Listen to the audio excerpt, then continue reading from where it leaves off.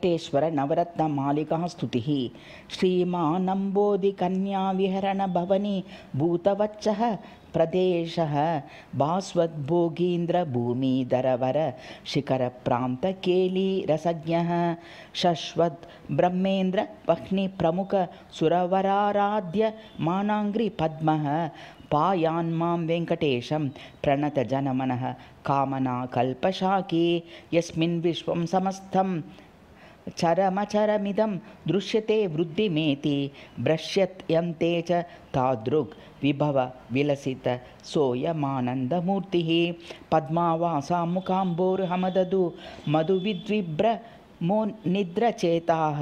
शश्वद्भूयाद्रिन माकिल मुनिनिवहो भूयसे श्रेयसे मे वन्दे देवं महान्तं दरहसितल सद्वक्त्र चन्द्राभिरामं नव्योन्निद्रावधाताम्बुज रुचिर विशालेक्षण द्वन्द्वरम्यं राजन् मार्ताण्डतेजः प्रसितशुभमहाकौस्तुभोद्भास्युरस्कं शान्तं श्रीशङ्खचक्राद्य दमलकरयुतं भव्यपीताम्बराढ्यं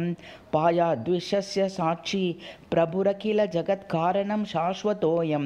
पादप्रह्लादगराशि प्रशमननिभृताम्बोदर प्राभवो मां व्यक्तस्वरूपो दुरधिगमपदः प्राक्ततीनां च वाचां ध्येयो योगीन्द्रचेतः सरसिज नियतानन्ददीक्षाविहारः आद्यं तेजो विशेषरूपगत दशाङ्दिग्मङ्गलाभ्यन्तरालं सूक्ष्मं सूक्ष्मातिरिक्तं भवभयहरणं दिव्यभव्यस्वरूपं लक्ष्मीकान्तं खगेन्द्रध्वज जमग शमनं कामितार्थैकहेतुं वन्दे गोविन्द इन्दीर वरनवजलदश्यामलं चारुहासं राकाचन्द्रोपमास्यं ललितकुवलयश्याममम्बोजनेत्रं ध्यायाम्याजानुबाहं हलनलिनगदाशाङ्ख्रेकाक्षिताङ्घ्रिं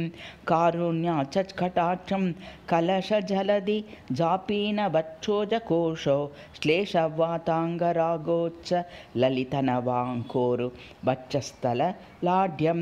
श्रीमन् पूर्णशीतद्युतिहसनमुखं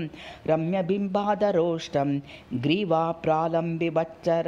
स्थल सततनटद्वैज जयन्ती विलासम्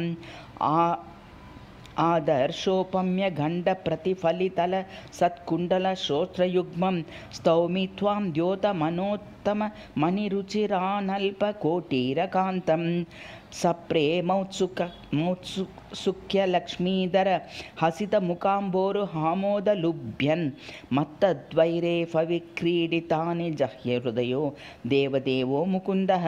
स्वस्ति श्रीवत्सवक्षाः श्रितजनशुभदः शाश्वतं मे विदत्यात् न्यस्तप्रत्यग्रकस्तूर्यनु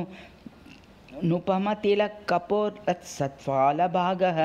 श्रीमान् शेषाद्रिनाथो मुनिजनहृदयाम्भोज सद्राजहंसः सेवासक्तामरेन्द्रप्रमुखसुरकिरीट